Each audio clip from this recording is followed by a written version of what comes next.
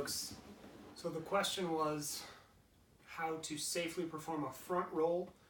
People are concerned that they're going to be injured during a front roll, and that is a very common injury even amongst advanced Aikidoka. So you really do have to master the front roll in order to protect yourself during training.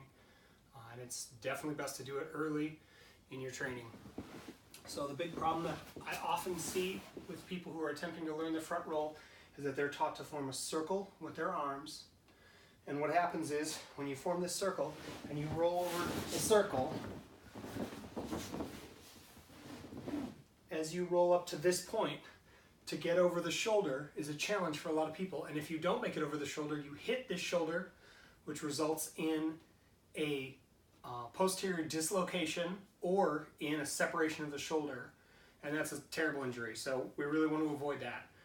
And what you do to avoid that is to not form a circle and to not roll from standing until you're very comfortable with this, but instead to take this limb, turn it over, and you notice the shoulder movement, turn it over, and stuff it under your body. Now, when I touch down, I'll be touching down on the back of my shoulder first. So I stuff it, I touch the back of my shoulder, and I allow my body to roll through like this. Now this might seem like this inverted handstand, or the one-hand handstand position that someone was saying he had a problem with, but the problem is not this kind of handstand, but this kind of handstand where you're stuck on the front of your shoulder and you have to use your legs to push over.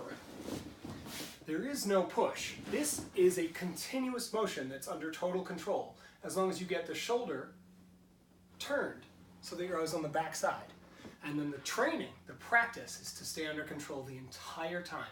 So you roll like this, under absolute continuous control.